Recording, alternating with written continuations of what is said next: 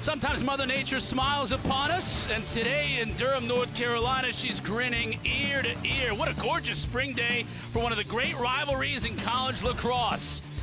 The Duke Blue Devils and the reigning Tewaaraton winner, Brennan O'Neill, taking on the Virginia Cavaliers for the 89th time.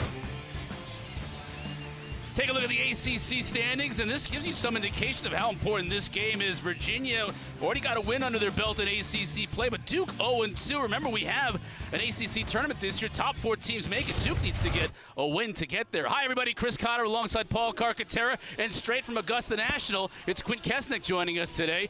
You know, these two teams have 3 national championships between them going back to 2010, Carc, but when they play against each other, it's really been a one-sided affair. Cotter, it's the craziest streak in all of college lacrosse. Duke has beaten Virginia 18 straight times. I repeat, 18 straight times. To make things a little bit more interesting today, Virginia's favored. Duke is kind of out of sorts. Well, they're coming off a loss to Notre Dame, and their offense is playing well, but I think they can be great. Remember, they have Brennan O'Neill, the most talented player in the country, but Brennan has only gotten 5 total points in 3 Duke losses. Well, that means the other guy's got to step up. Josh Zawada, the transfer from Michigan, has to have an impact. Dyson Williams has got to own the middle of the field.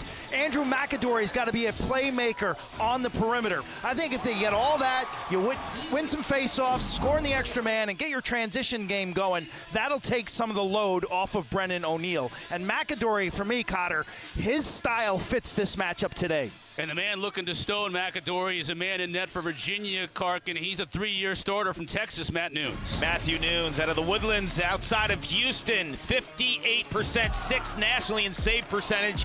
He's playing so calm and relaxed in the cage. What makes him so special this season, though, is his outlet passes. He triggers transition with the soft hands for the Cavaliers from defense to offense. 2 weeks ago, he scored the game winner against Harvard up in Cambridge. He could take it coast to coast. There's a good look at Matt Nunes. Been a stalwart in net for Virginia now, as I mentioned, in his 3rd year. Facing off in this game, the consensus All-American for Duke, Jake Naso, already taken was 2 face-offs shy of 1,600 in his career, going against Anthony Gabriel, the transfer from Navy, and we're underway. Loose ball in the middle of the field. Gabriel's going to track it down. First possession to Virginia.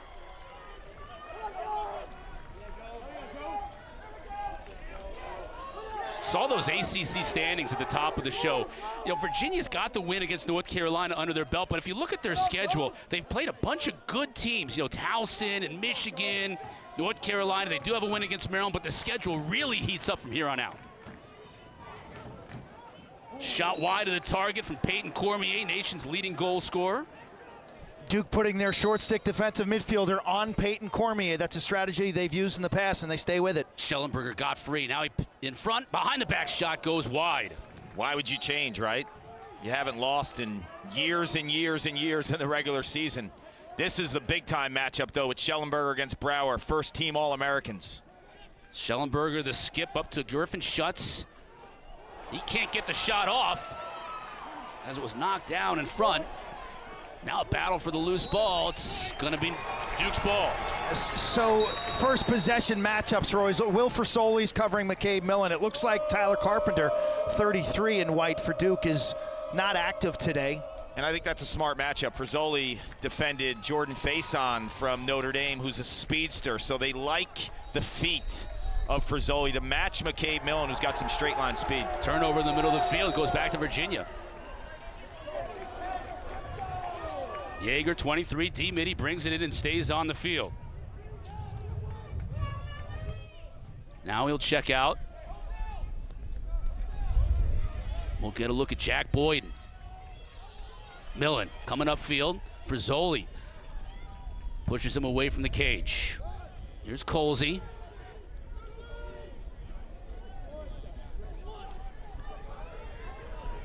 Boyden transferred from D3, Tufts last year. Shot, Virginia on the board first, Griffin Schutz. He's fired up. 26 in blue. Griffin Schutz, I think, is having a first-team All-American type season. Doesn't matter if a long pole's on him or a shorty. He's got the green light. And Kevin Cassis's offense And this time, Boyden, who's from Canada, will never use his left hand. He shovel passes this, and I thought he did a good job of bringing the defense with him. Yeah, Frizzoli 7 sloughs down in a help posture. Look at him there. And he just gives up as an adjacent man. He gives up too much real estate, and Schutz is able to catch that, set his feet, and let it rip with a good angle. You know, we talk about deception a lot in offensive college lacrosse. I thought there was deception there in terms of Boyden bringing the defense down almost past the goal line. Frizzoli gave Boyden way too much respect. Boyden was not a threat. He was running towards the goal line extended. Yep. Battle for this loose ball in the middle of the field, and eventually it goes to Duke after some physical play. Jack Gray comes out of there with the GB. Naso thought about taking a shot and lost it. Big wingspan of this Virginia defense. We got a player down. It's a Duke that's player. Naso. Yeah, Naso. That's not good. Right in front of the cage. We mentioned how he's just been a warrior over the years. And he takes almost every draw for Duke. It isn't like they really have a 1 and a 1A option. They'll go with Cal Gerard if he's out, but Gerard's only taken 47 draws this year, but Naso has taken so many draws for them over the years. Let's take another look to see where the injury occurred as the Duke staff continues to look at Naso. Twists that right ankle. Oh, you see Yeah. it there. You know, Naso from St. Anthony's started specializing the face-off art as a 7th grader. Has enjoyed his time here in Durham, and talking about Coach Danowski as a guy who's taught him life lessons, Yeah. you know, used lacrosse. We had a great conversation, the three of us, with Jake this week, and what a stand-up young man. You talk to teammates, everything they say about him is, you know, glowing remarks in terms of the way that he works and puts so much into his craft. After Petey LaSalla graduated from Virginia last year, Jake Naso took the mantle of the most experienced face-off guy in college lacrosse by a lot. Yeah, he's been so stable. His dad, Steve, his mom, Stacy. A lot of toughness in that Naso family. Oh, yeah. Steve was a Marine and a New York City cop and a Suffolk County cop. And he taught his son at a young age, when you start something, you give 110%. All effort. Yeah, you mentioned it. We had a great conversation with he and Aiden Denenza, of course, high school teammates at St. Anthony's, with Brendan O'Neill and Andrew McAdory. And so now it's the two Danowskis there. Matt, the son on the right. His dad, John, now got to go back to the drawing board on faceoffs. We were talking today over breakfast about, like, what do we think is going to happen in the next month and a half. Injuries are going to be giant, especially in the ACC. Pat Cavanaugh from Notre Dame got hurt on this field last week. Truett Sunderland for Virginia out of the lineup now for a while. Got hurt in practice this week. Who can stay healthy between now and Memorial Day? And units in their depth. You know, Duke, you have a face-off specialist in the freshman, Cal Gerard, who's exceptional. A lot of people thought he was amongst one of the top 2 or 3 in the country a season ago, but he was not expecting to take the lion's share of draws with Jake Naso this year. It was more of, let's learn under an incredible face-off specialist, one of the best ever to play at Duke, and you'll have your turn sophomore year, but it looks like he could be thrown into the mix at least for today. So Virginia's ball after the turnover. Schellenberger on Brower.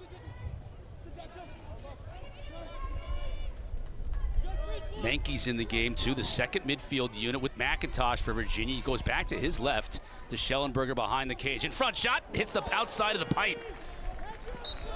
And that's Will Corey for the second midfield unit getting involved in the offense. So fresh 60 to shoot for Schellenberger. Comes upfield. Millen. On a shorty. Can he take advantage? Now here comes the help and a beautiful check. That's a great double by Brower. The timing of that double, Quint. Millen tried to hit him with the rollback, and when you see the numbers in the back of the jersey, it's a good time to double.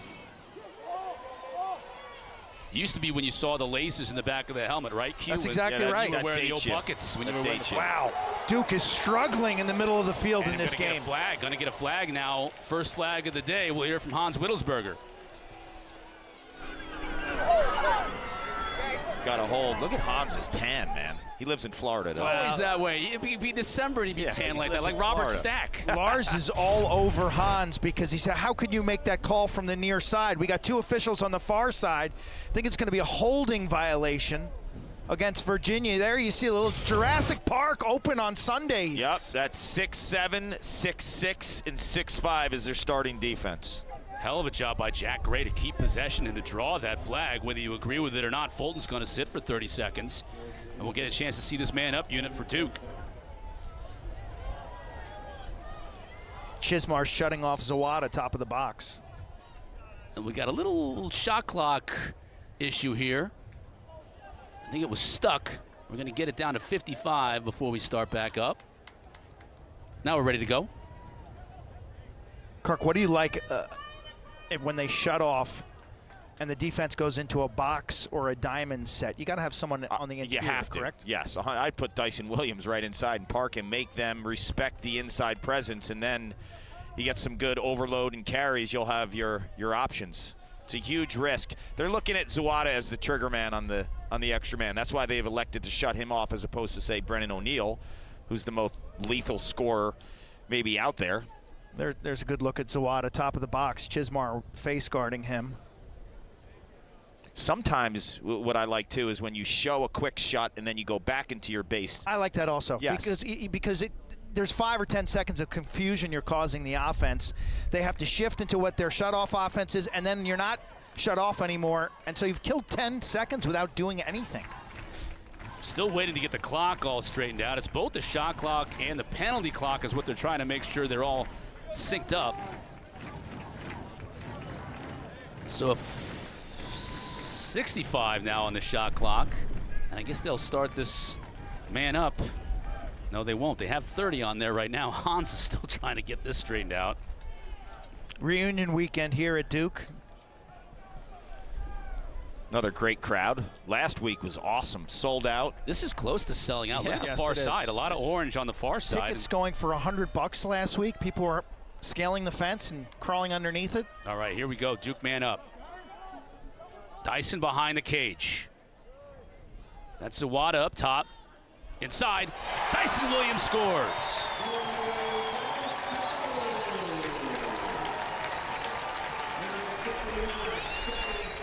This is a thing of beauty. You're going to see a double cut by Duke down to both pipes. And then the ball kicks up top. And Zawada throws the skip.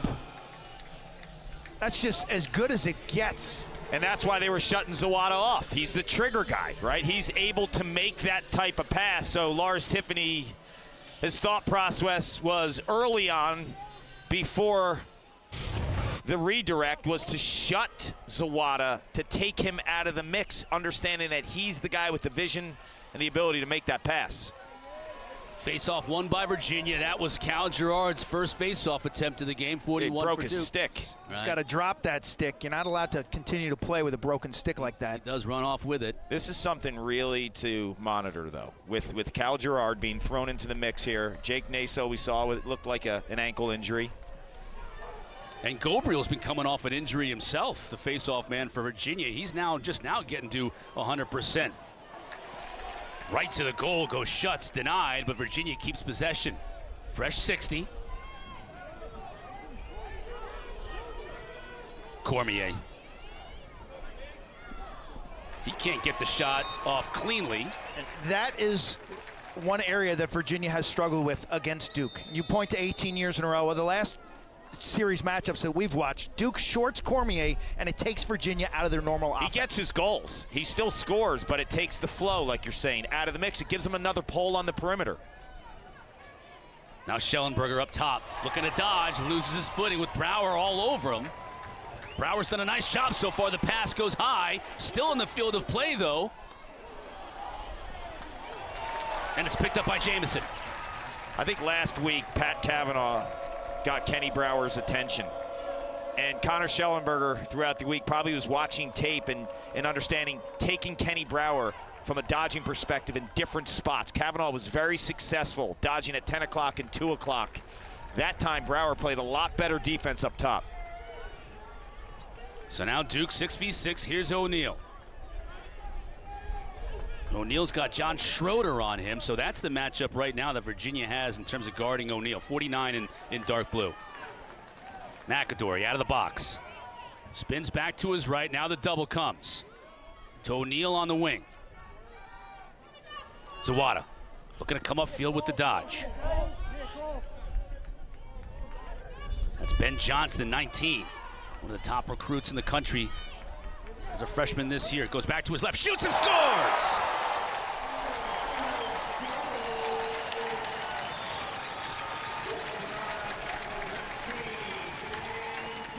To have success against this Virginia defense, I believe you have to attack them through the midfield. And Ben Johnson is an absolute force. He is a right-handed player. This is a freshman who's 6'3", 220 pounds, can go right and left. And to hammer this with your offhand in the shot location. I was watching a midweek game against BU, and he had a lefty hammer of a shot. To see the two-handedness of a young guy with that build, you just think of the upside. That shot placement was gorgeous. Guys in the truck clipped that one off to look at later because I love the view from in front and where he put that shot. Yeah, righty goalie, hug the opposite pipe. Again, we're going to keep an eye on the face-off, Dodd. If you're just joining us, Jake Naso was injured earlier in this game, and it's now Cal Girard who's taken the last two draws for the Blue Devils, and they've both gone Virginia's way. But yet Duke has the 2-1 lead. Joey Terenzi, 5 in blue. Keep an eye on him. He's been playing D-midi all year, but he's a little banged up, so he's running out of the box on offense in this game. Here's Millen again on the shorty, looking to make something happen. Pass inside, shoot, score! Peyton Cormier.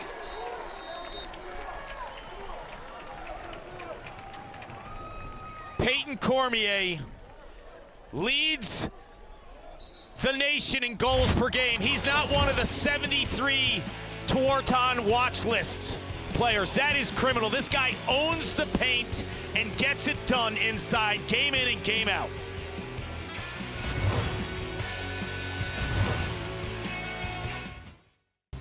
This guy is unbelievable at finishing. You saw the inside presence on that last goal. For him not to be one of the 73 finalists, let's not get crazy here. He's not a top 73 player in college lacrosse. It's a joke. The Tuarton Trophy is it's not a club. You don't have to be in a club to win it.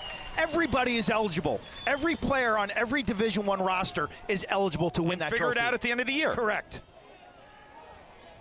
And maybe Naso might win it at the end of the year because he's back. He just took that last draw. Really? Yeah, Wow. after he I never would have good. pegged That's that. great news. had to be helped off the field with the ankle injury moments ago in this game, and we're still only midway through this first quarter. He missed 2 draws, but he's back, and he won that draw for Duke. Well, let's see if they could use some of that momentum here with Zawada. Question mark. There it is.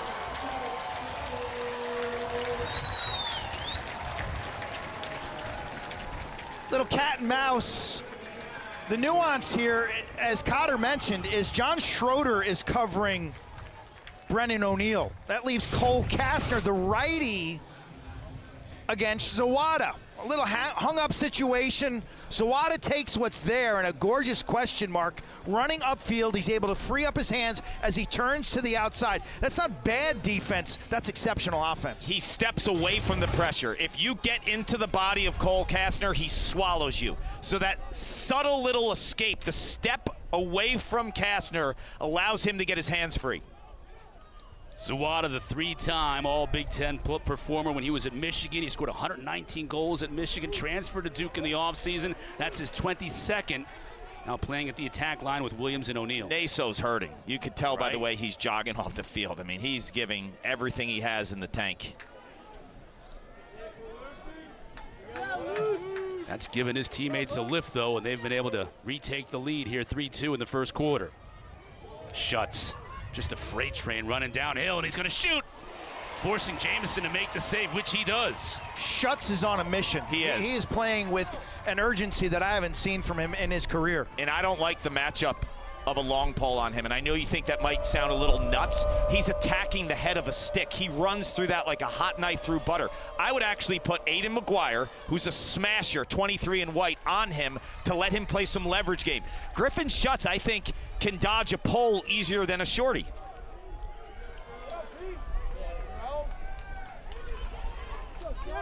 O'Neal from X. Double comes quickly, as you might expect, as soon as he gets the GLE.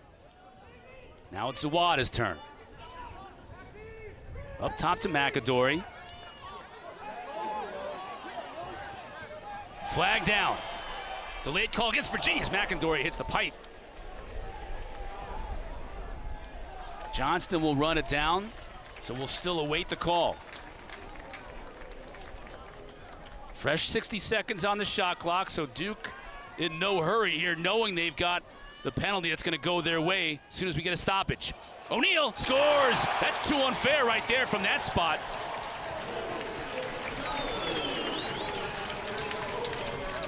You've got some house money. There's laundry on the field, flag down. Max Sloat with an exceptional pass to Brennan O'Neal, and I love how O'Neal has the awareness of a KG vet and a goal scorer. When he catches it, he doesn't shoot right away. He pump fakes and he extends his movement upfield to can this. When you get this Virginia defense sliding, they're going to have issues. Sloat needs a double team. There's no fill on the backside. O'Neal does a nice job by encroaching and coming upfield. You can see what O'Neal has done in his career against Virginia. His best offensive numbers. And again, Naso is just soldiering on at the middle of the field right now, slow to get up and get off. That may be the last draw for Naso. As he hobbles off, 56 in white. Had an opportunity there for Schellenberger, but he misses. It stays with Virginia. So the challenge for John Danowski and his staff now will be solutions facing off. What do you got on the wings? Millen on Gray, the shorty. Nice swim move to get free. Shot doesn't get through traffic, though. That time, though, picked up by McIntosh, and he scores. They'd love to get number 18 in blue going, wouldn't they? He hammers this, Q. This is a little bit of a freak play. You see the Cavalier fans on the far side loving it. This place is wall-to-wall people for the second straight week. This guy scored 6 goals last year against Johns Hopkins. So the ability to finish and have a big day is there. Low to high, scintillating look at that change of level. We've seen some shots with incredible placement. And that one by McIntosh, we had his game last year against Johns Hopkins, the one that Quint's talking about. Peyton Cormier was hurt. He played the lefty attack spot. Not only 6 goals, he had only 6 shots. He was perfect on the day.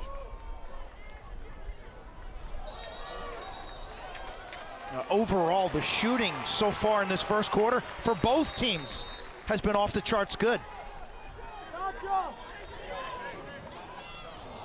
You know, Virginia's a team, their top 10 scorers all shoot over 30%.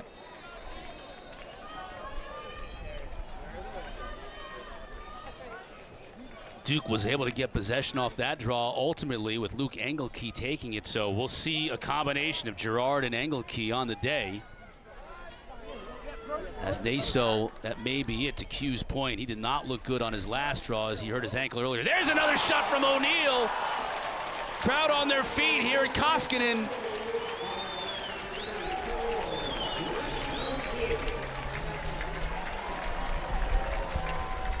What a scene. They're poking the bear, Q. I love the emotion that he shows after this goal. And so did the fans. That is a guy on a mission. Turboing through multiple defenders as if to say, I'm still king here. Prior to this game, right, the 3 losses, Quint mentioned the open, 5 total points. MVP of last World Championships in San Diego. reigning Tewaaraton Trophy winner. What's wrong with Brennan O'Neill? The noise circulates the lacrosse world. A move like that shows me he's back.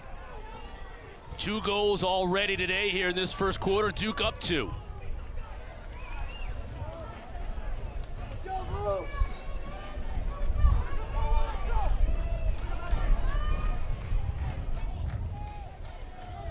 Colsey will put it in play for Virginia. Trying to work a 2-man game with Millen behind the cage. Frizzoli is on Millen. Colsey looking heads up. Extra pass. Schellenberger. Didn't have the shot he liked. Great passing, but a better defensive recovery. Millen. Feed inside. Couldn't quite hook up with the cutter, and Jamison comes out of there with it. Here comes McGuire. Nice passing.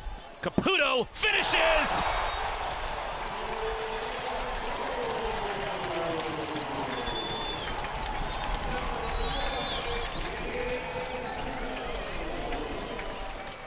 This is why we love this sport. The end-to-end action. Quint mentions Duke does a fantastic job of recovering and making the stop. Now it's athletes in motion. McGuire spot feeds Caputo, and the short stick defensive midfielder, who was an offensive midi his entire life prior to Duke, sets his feet, lets it rip. Duke's defense. And if they can stop people and generate runouts with the talent of their long poles and their short stick defensive midi group, they should be lethal in transition. I love the trailer break. O'Neill unselfishly throws it down to that 5-on-4, that trailer. Indeed, offense, they're awesome. O'Neill, such a threat on that lefty wing. Dyson Williams going to finish everything. And Zawada, his style fits transition. And if you watch O'Neill, he's such a lethal dodger on slow breaks. Look out here. Jamison makes the save, stopping Cormier. To put a bow on the whole transition piece with Duke, when you give the ball to Brennan O'Neill in space, on a slow break in transition, where the rest of the defense, the 5 other defenders, aren't ready to help, that's where he really deals. McAdory did a nice job, still doing a nice job to keep it away from Yeager. Now advantage Duke. O'Neill scores!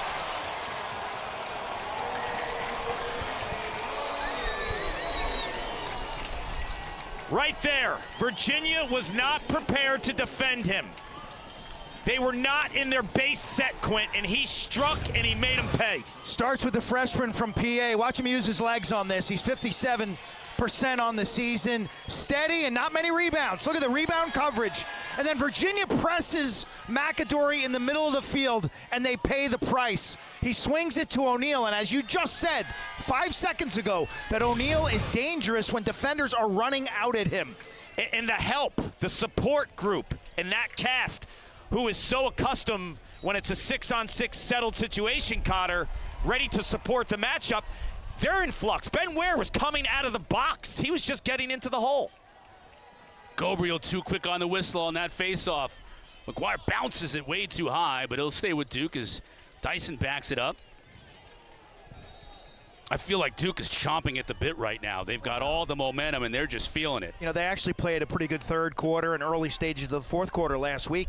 After Notre Dame built that 8-4 lead, they tied the game up at 11-11 and just kind of went dormant in the last 5 minutes of the game. But I thought it was an upgrade, even in a loss. Zawada over to this side, over to Charles Balsamo. Balsamo got free for a moment. Papendick. Skip past far side of the Denenza. Dean Ice sets a pick for his high school teammate at St. Anthony's. Now he gets it back.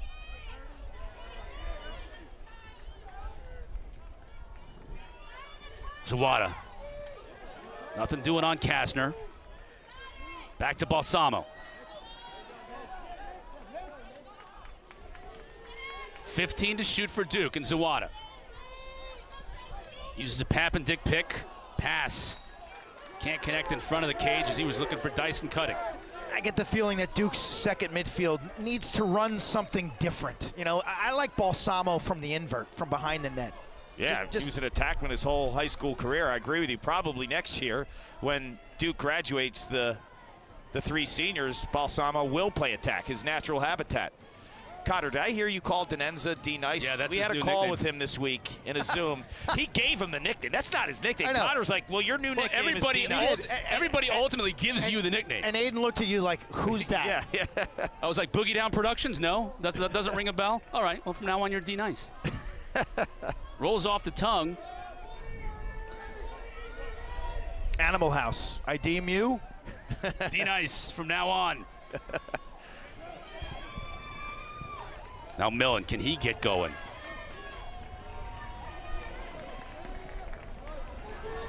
He's got barred on Schellenberger. Final 10 seconds of this first quarter.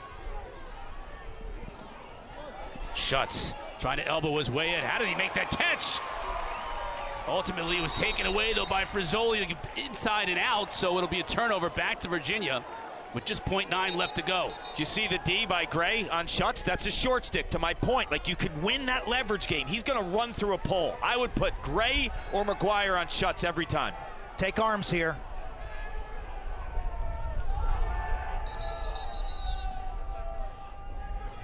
Now the officials want to talk things over with .9 left on the clock. Are we going to have a replay here on the clock situation? Yeah, Yeah, they're gonna look at it. my guess is that they're going to put at least an extra second on the clock.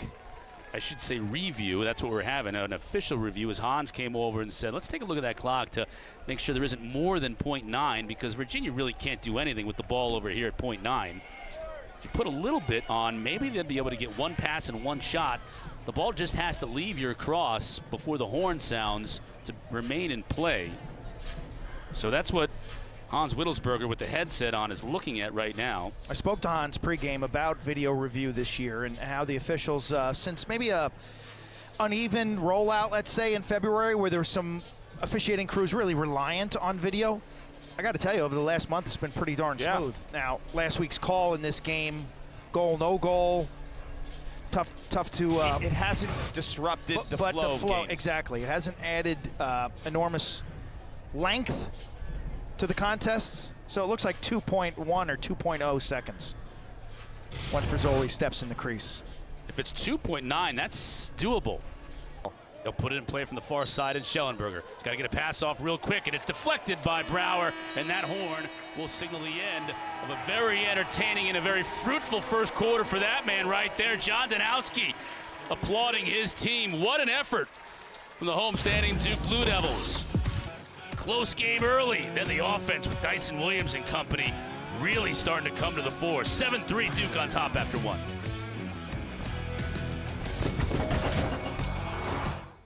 He has 0 saves. And Engelke had to take that face off. And a new goalie for Virginia, Kyle Morris, coming in for Matt Nunes, who had quick hook. Nunes made 0 saves in that first quarter. Quick hook. I don't know. I mean, I'll lean on Quint, the ex-goalie. How many of those shots should have he saved? I don't see that you can take him out after that. Now, obviously, they love Kyle Morris. Yes. Kip Turner, their goalie coach, has told us about Kyle Morris. Jamison making that save, saw it all the way. So from the outside, you know, it's like making a pitching change. We don't know. Did Nunes have a bad week of practice? Is he battling an injury? Like, there could be other things going on here that the coaching staff says, you know what, we need to make a change. Or is this a change? We love you, Matt. We got to go with Kyle. Who, maybe he'll get hot and spark something. Yeah, Kip Turner thinks he's a high-level stopper. But heading into this game, Matthew Nunes has been a bright spot for this team. Huge. 58%, top 6 in the country in save percentage. And he's kind of their identity in transition because of his outlet passes. So an interesting move early on in this game by Lars Tiffany. Let's see if it pays off. Sloat. Back to his left against the shorty. He shoots. Right off the bat, Morris making a save. Big one coming off the pines there. The first one's always the toughest. Stays with Duke and a fresh 60 to shoot. Yeah, because he didn't get the regular warm-up either. No, it's really tough coming off the bench, jumping in the game cold.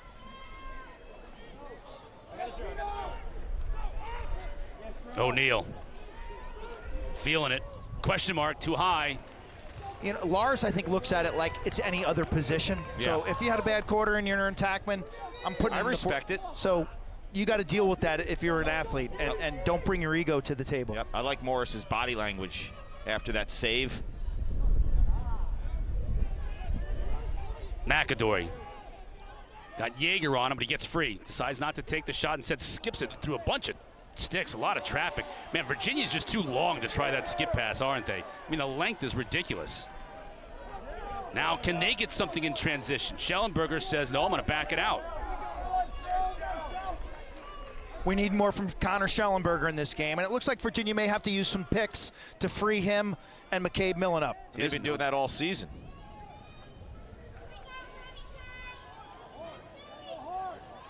Millen tries the question mark. That's wide. They'll play a little 5-on-5. Ben Ware, 44 in blue, being shut off by Ben Johnson, 19 in white, little cat and mouse. And on the dead ball, Coach Stanowski wants Coach a timeout. Stanowski didn't want to play that hangman. We'll take a break with him. 7-3. Dino and the Duke Blue Devils on top. Matt Nunes pulled early for Virginia, going for Kyle Morris instead. Nunes made 0 saves in the entire first quarter. Morris has already made one here early in the second. But Virginia with possession coming out of the loose ball, or the dead ball timeout, I should say, by Duke. Let's see what Virginia can do here with Schellenberger. They have been in a serious drought offensively, so trying to break that here, and an opportunity. Couldn't get it to go. No angle shooting, but they get it back and score. That time it's Colsey who finishes. Virginia will take a junk goal just to get back on the board. Off of dead ball timeouts, Kevin Cassis this season, the offensive coordinator for Virginia, has done wonderful work with set pieces. They run a set play here off the timeout. Unsuccessful, but Colsey just scraps. yeah, Cormier runs out of angle. Twister to no avail. And then Ryan Colsey picks up the loose change and crashes the boards. Colsey, for an American, has a wealth of experience playing box lacrosse with the soft hands and the follow-up. Biggest question I have, though, for this offense moving forward is, outside of shots, where are they going to Draw get slides, yeah. midfield production from a dodging perspective? That's going to dictate this game. If it's only shots from up top, it's not enough. Angle Key wins that draw. Neither of these defenses love supporting, sliding, or helping. They want to win matchups on the perimeter and stay at home. Johnston, the freshman, gets ahead of his defender, shoots, bouncer off the mark, but here's O'Neal. He'll shoot. Morris makes the save. Loose ball in front. Picked up by the Wahoos. And now we've got another injured Virginia player on the field. That looks like it may be Ben Ware. No. I think it's Chismar. Yeah, it is. Noah Chismar. Yeah, he had a banged up shoulder early on in the season. Some concern from Lars Tiffany as the Virginia staff goes out to check on Chismar. He was one of their best players a week ago when they played North Carolina. He was all over the field, caused turnovers, a couple goals. Let's see if we can see where he got hurt. This is the crash right here. Johnston just plowing into him. There's that shoulder, that right shoulder. Yeah, he didn't play against Ohio State out with an upper body early in the year. He was in a walking boot as well. So this position, this league is as taxing as it gets. Remember, they're without Joey Terenzi on the defensive side today, and now Chismar, leaving them a little bit shorthanded in that defensive midfield spot. Chismar is the juice player on this team. He's like the heart and soul of this team. The plays he's made on defense in transition. One of the ACC specialists of the week. Prior to the shot clock era in college lacrosse, you needed 2 to 3 short stick D-middies. You legit need 5 now. You do, from a depth perspective. If you don't have that depth, I mean, you look at right now, they're down 2. with Terenzi, who they're playing at offensive midfield, and now Chismar, who looks like he's in a lot of pain. So we'll probably see more Will Erdman, see Wills Burt, the freshman. Yes, and apparently Mac Till is injured. He was in that mix, in that position earlier this season. That's why 5 is the number. Kastner showing that deceptive speed. Duke wanted an offside, and they're going to get it.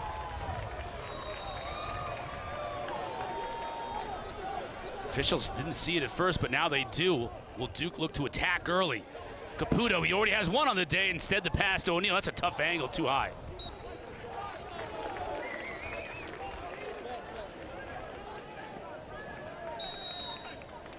So an unsettled situation. Virginia wiping the sweat off their brows, and they'll settle in to defend 6v6. 23 and 20. Jaeger and Erdman are going to be clocking mad hours. Zawada.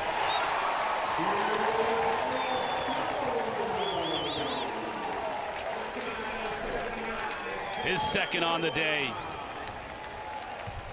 This game means a lot for Duke. They're 0-2 in the ACC. And I feel it, having been here last week when they lost to Notre Dame. You just feel the sense of urgency from everybody. Their bench, watch the use of the pick right here at X. This creates this goal. Just a little interference, then the defenders cross up. It's Jaeger and Kastner. They get in each other's way. Too easy for Zawada. It looked like Jaeger was going to help, and then at the last second he stops. Zawada recognizes there's a ton of real estate. Lefty goal line extended, and I think when you look at this offense, when it was clicking earlier in the season, when they were averaging the 18 goals per game, it was a ton of Zawada. It was a ton of O'Neal. We're seeing those two today. Gabriel wins the draw, but Virginia in a little bit of trouble here. Gabriel's going to have to be huge today.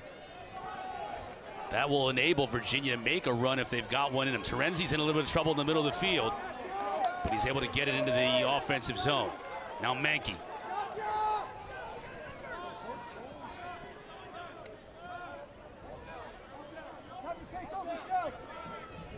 I would like to see Virginia employ a little bit more of the pick game for Schellenberg. I agree. Now, you want a big little pick? You bring a midi back there. Cormier's got the short. He can play a little two-man game. There was a pick right there. Change the matchup. Effective. Now you got advantage Virginia. Yep. Let's see what Schellenberger can do. Look at all the help, the attention he draws, and it ends up being a goal as 14 Will Corey finishes. Hell of a catch by Corey as that pass was up the ladder. The pick game does so much. One, it gets you the short stick where Connor Schellenberger then could dance and take a shorty to the rack. But it also puts the defense on such a red alert. You look at all the eyes of Duke, they're going to support this matchup, so then he uses that pick to become a passer. He earns the double team. Somebody's open on the inside. The mistake for Duke was made earlier than this replay. You can't switch a midfielder onto Connor Schellenberger. You got to work harder to maintain a pole matchup on the opponent's best player. Virginia gets it back to a 3-goal deficit and back to Gabriel. Ooh, man. Physical play. Duke comes out of there with it. Wilson. Thought he might have had McGuire open on the wing, opted not to attempt the pass. With the lack of depth, I mentioned earlier, 20 and 23 are going to be logging a ton of hours. That's Chase Jaeger and Will Erdman. Putting Will Erdman also on face-off wings with the lack of depth at short stick D-midi. You got to watch his wind and his reps throughout this game. He's covering right now.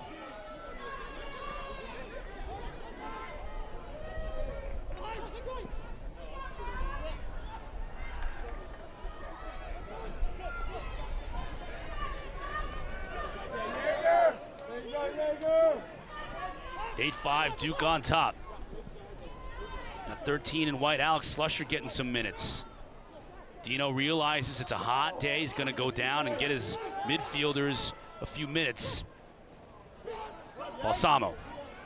I like the look with Balsamo and Slusher, who's asking for this invert earlier. Here's Balsamo on Jaeger.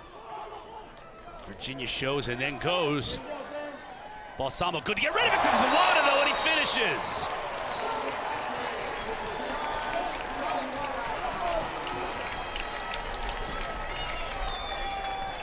That's big. Depth of contribution.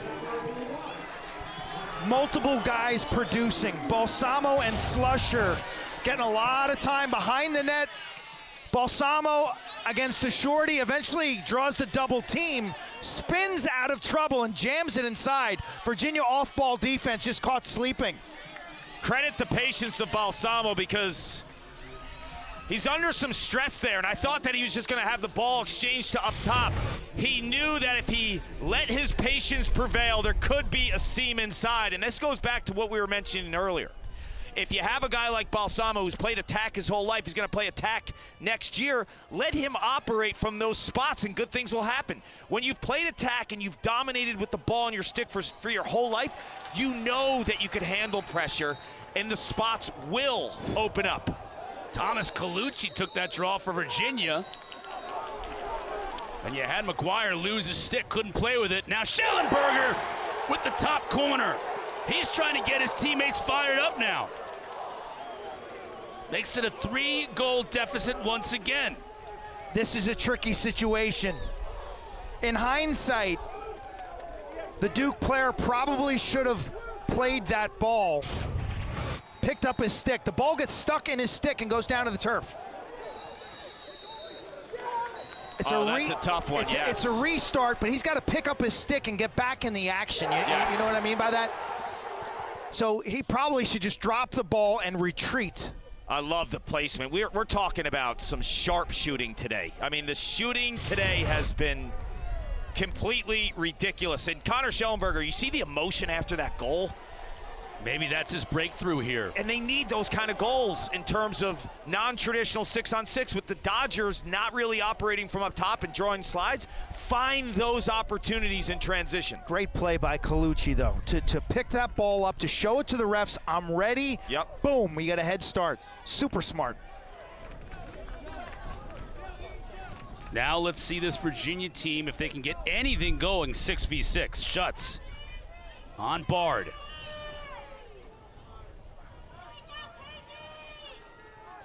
Schellenberger inside, finds Cormier. 2 in a row for Virginia. You think you're covering him, but he's a beast inside. He soaks checks like you're not even there. Look, Connor Schellenberger and Peyton Cormier have been playing together for 4+ years. The rules don't apply when he's cutting compared to another player. Connor's probably not passing that to the other 4 guys that are out there on offense right there. But the rules don't apply because you know the big guy inside with the soft hands, even when he's losing his angle, he will eat a check and he will still have time with no angle to move a goalie and have some deception. But he's not one of the top 73 players in the country. That's just sticking in your crawl right now. I get it. I was going to say Tuarton nominee, Peyton Cormier. Corey scored a goal earlier. The extra pass, but no angle for Schellenberger. Millen runs it down. Got to get 9 going. You got Schellenberger with the goal. How do you get 9 going? Cavs have taken a punch, haven't they? Got to be impressed. The goalie change was the right move. When Nunes left, Duke had 7 goals. Now, Kyle Morris hasn't had to stand on his head. They're playing some pretty good defense and supporting him. Now Schellenberger from up top. Got the shorty McGuire on him. Can't get into the body on this guy. That's what you want to do, dance on him. You have to play in space when you play 23. Using the earth, Schellenberger from the outside. This field, saturated earlier this month, is really dried. It's a shooter's surface. It's hard as a rock. Millen tries that little shovel shot. Instead, it gets in front. Jamison makes the save.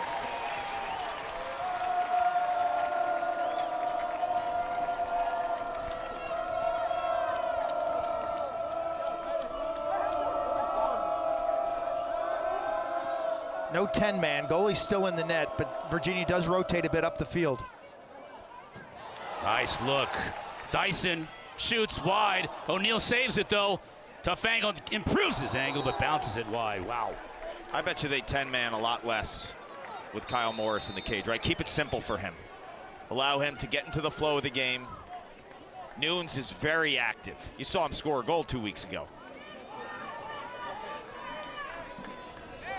And when you 10-man as a goalie, as you know, the reps in the real live action, the instincts and the sixth sense where to go when, could complicate things for Morris, who's getting thrown into the fire right here.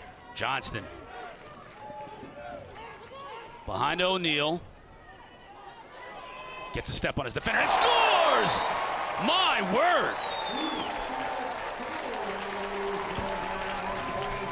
This is what scares you when a lefty plays a beast of a lefty.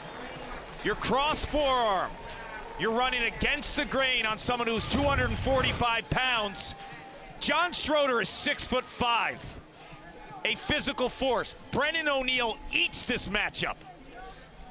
When he makes plays like this, you just, they're jaw-dropping plays, fading away, hits the corner with velocity. That's what you experienced when you spent a day with him out on the field. Yeah, I told you, I was here about 12 days ago, filming a through X with Brennan O'Neal. When we were on the field, I told you, being on the field with him, I can't recall seeing someone that powerful, that strong, that fast, and that skilled all in one. Now, I've been around bigger guys. I've been around guys with probably softer hands, been around some of the best shooters in the world, but to put it all together as one, I walked away. I'm like, this guy truly is a unicorn in terms of his physical skill set.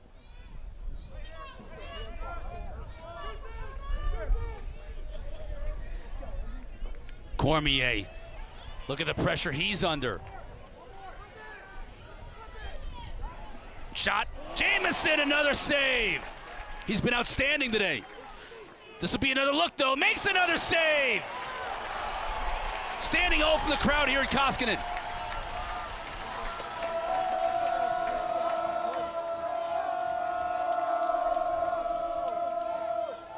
I thought this freshman really held it together last week, playing opposite Liam Entenmann of Notre Dame, who was making kick saves and diving saves and sparkling saves, and he's just steady Eddie, isn't he? Look at him, hardly any emotion. John Danowski told me a couple weeks ago the plan was to think about redshirting Patrick Jamison in the fall. They had some guys back, William Helm, their starter. They brought in some transfers.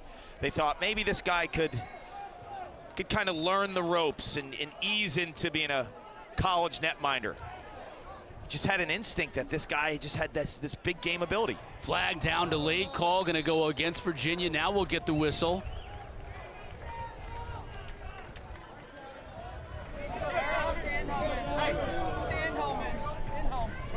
Steve Ruppel and Joe Cieslak along with Hans Wittelsberger today. Offside's gonna go against Virginia, so a 32nd man up for Duke. Look at these saves. He stood out in scrimmages against Maryland, VMI, and he has shown consistency, calmness, and being unflappable. His rebound control is outstanding. Nice size, really fundamentally sound. I don't know who he worked with as a younger goalie, but he is in the right position all the time.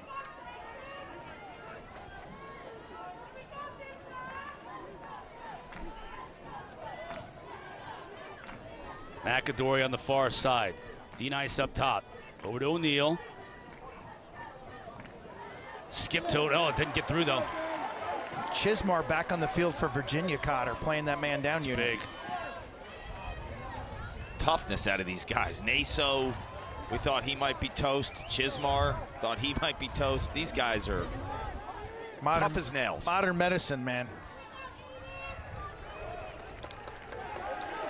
Big kill on that man down for Virginia, already down 3 goals.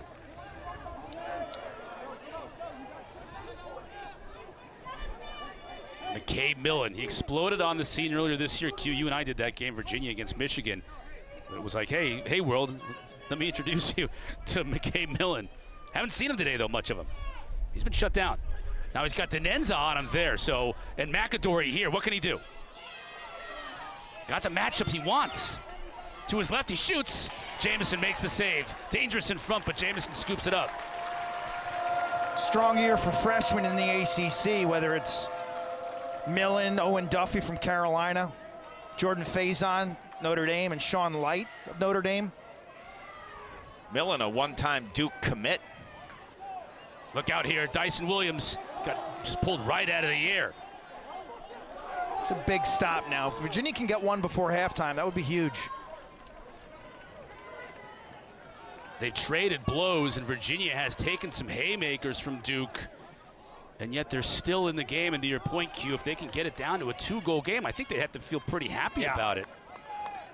Oh, yes. I mean, I thought this game was about to go off the rails for them. Schutz back to his right. Yeah, he really had a notion there, but decided not to pull the trigger. Back over here to Boyden. Brower's done a nice job in general on Schellenberger. Now Schellenberger back to his right. Jamison, though, stones him. He loses his stick, so he can't go after it, but it stays in the crease. Fortunate for him. I thought Schellenberger could have taken another step. He had a sweet move at X and made Brower think about the back pipe. 46 seconds left to go in this first half. Dino wants to talk things over now that he gets possession back in the offensive end. To me. But I'll also say this, too. I mean, he's had monster days if you look at the numbers against Virginia. Yeah. Over the course of his 4 years. It's the most bizarre thing how Virginia can't match up with Duke. Duke can't match up with Syracuse. Or Notre Dame has their number, 5 straight. And then Notre Dame struggles with Virginia. They got him in the semifinals last year, but regular season, Virginia's had the Irishes. Styles make fights. Horses for courses, as Q knows all too well. Denenza now behind the cage. Zawada. McAdory with 10. Bouncer, got a pretty good look. Goes wide, though. Stays with, no, now to Virginia, 5.7. Oh, send this down now. Yeah. Send this down. Cormier's dangerous in these situations. You got to be careful. Castor's got to get rid of it, and he just hoists it all the way down. There's Cormier right there, but he couldn't catch it. Catch anything. That Bard just was all over him, and it was a good thing because Cormier was right on the doorstep. The horn sounds. We got a good one, gentlemen. 17 combined goals scored in that first half, and it looked like at times Duke was going to run away with it, but it's only a 3-goal deficit for Virginia.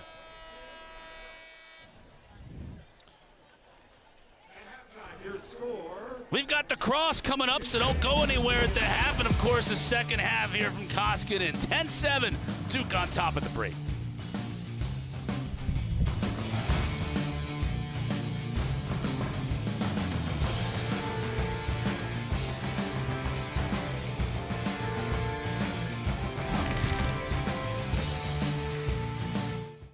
Second half. Chris Cotter alongside Quint Kessenich and Paul Carcaterra. I got all shaken up because I'm awaiting you to present to me the green jacket. That's it's a choking up moment here. Speaking of choking up, though, Virginia didn't get choken up in that first half because they're only down 3. They took some haymakers. So look, if you're Lars Tiffany, you're probably pretty happy in terms of it only being a 3-goal game. When you've gotten the ball in your settled spots, you're finding some seams when you go to the pick game in Connor Schellenberger. But for me, you've played 2 goalies. You only have 2 total saves. On the other end, Patrick Jamison has 9, Quint. Duke shot 10 of 22. Face-offs Cotter. I think something that we've been watching intently. And Naso took that draw. So Naso got enough treatment at the half.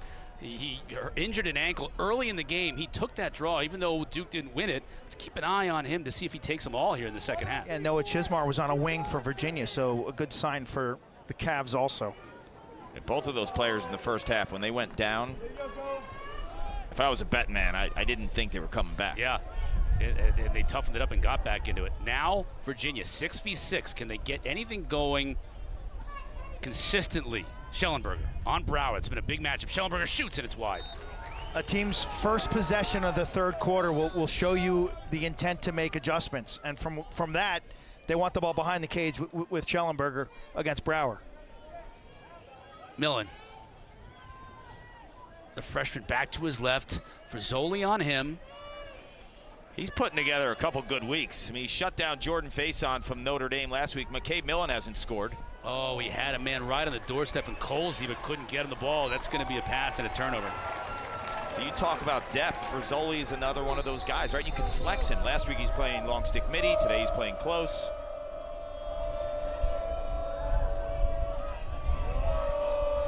Johnston into the offensive end. Yeah, Duke without Tyler Carpenter defensively today. They're having a little shell game down there in terms of who's close, who's up top. They have the bodies to do that. Yeah, don't feel bad for them. They're all blue chip recruits, right? Everyone would love to have their 4th and 5th and 6th guy. Right, they have Boyer back today too. That's been big for him. Here's McAdory. Got free, shoots, scores! He needs about that much room, Carc, just a little sliver. McAdory's a problem for Virginia. But when you're an offensive player, you dictate the matchup in terms of speed. So when you have that explosive first step like Andrew McAdory, and you could change speed multiple times within a dodge, that defender's always a beat behind you. Yeah, Look at Naso. Look at Naso come out of there with it. Now we need some help. Try to get it to Wilson. Ball's on the carpet. Naso still battling for it and gets it to Zawada. In front, Williams can't finish. Keep it to Duke though. Gutsy performance by Naso as he runs off. I mean, he's playing on one leg.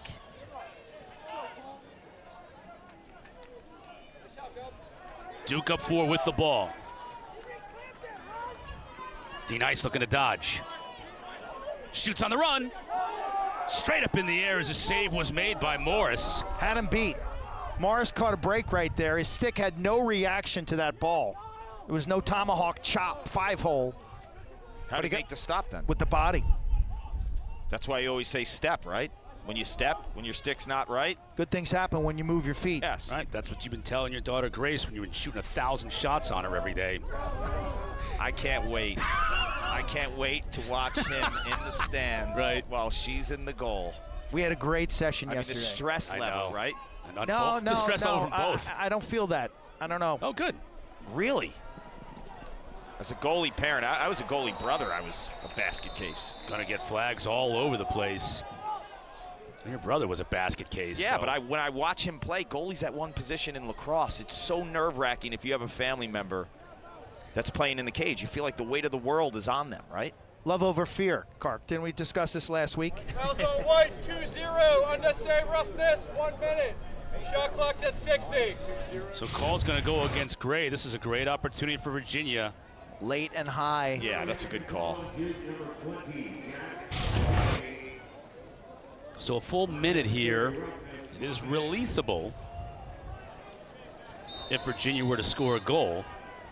However, they'll get an opportunity for a minute to make something happen and to get this back to a 3-goal deficit.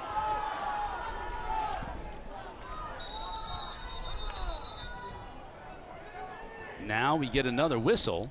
Clock issue. Another clock issue. The shot clock continues to roll down, so they're going to have to set it. That's what they're doing right now, letting it roll down to where they want it to be. 5-0.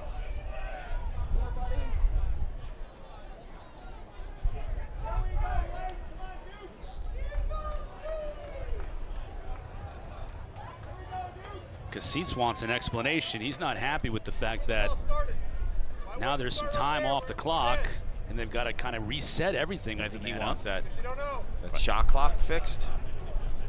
I feel like he feels like maybe he just lost some time in terms of well, getting the thing and he going, also and now here showed you also show your Yes. beginning pattern to the defense too. That's a good point. So here we go. Watch Boyden inside, 28 in blue. Go flex him in and out. There he is on the far side. Cormier stolen out of the air by Caputo. Great coverage by Duke's defense on a set of 2 players cutting. Watch out here, Shelley. On the ride. Brower did a nice job to keep it. Now McAdory. Now they can just work this penalty right off. Good handle by Brower. McAdory catches that and he runs straight at that defender on the clear. Johnston thought about taking a shot. He had some space to step down. Instead, he thought, heady play by a freshman. Let's just run that clock down. I think that's a really smart play by McAdoo. You're man down. Just get it out of the zone. And once you're there, now you could just crush this entire penalty. If there's one in your way, Kark, you got to take him. You got to be able to run by him. Sloat just ran right through him. If it's two in your path, then you got to look for help. Johnson back to his right. Help comes. O'Neal behind is Zawada. Back at full strength.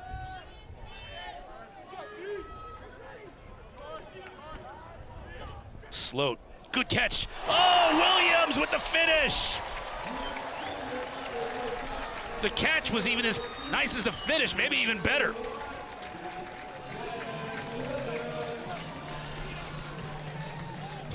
Duke defense digging in. Ball's fed inside. Nice coverage by Brower at the other end. Sloat picks up his second assist. That's his second through pass. Finding the back seat.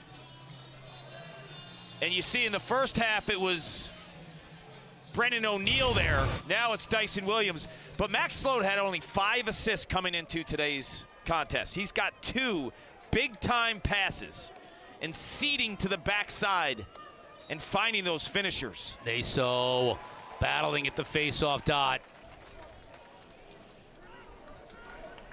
The most experienced Fogo in the entire country. And that experience is showing here as he is playing through an ankle injury. McGuire. They're leaving him alone. I thought he might step down. Instead, he backs it back out. Waits for a little help. Pappendick comes on, and McGuire will trot off. Terenzi jogs off with McGuire. Tenenza running to the goal. Had a step on his defender, shoots it high. Deflected high, it'll stay with Duke as Zawada gives chase. There's D-Nice.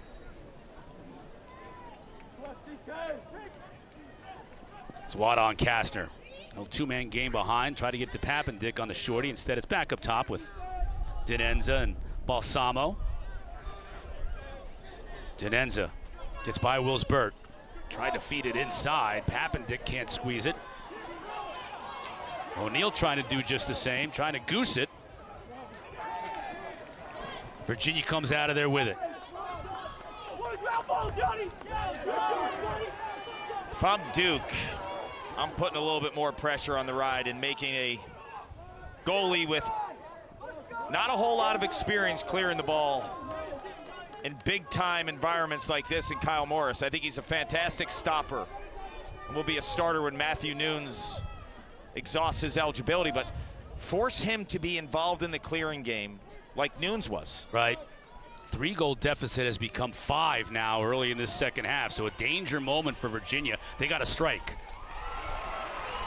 Schellenberger couldn't connect that time with McIntosh. Turnover. I think Schellenberger's actually playing into Kenny Brower's strengths. Kenny Brower's a lefty. Schellenberger's driving up, and if you watch Brower on tape, he does a fantastic job of getting physical at goal line extended. I think he needs to play him in space more. He needs to have a little bit more of a variety with his dodges, a lot like Pat Cavanaugh did last week. Use the entire offensive set. Don't get into the body on Kenny Brower.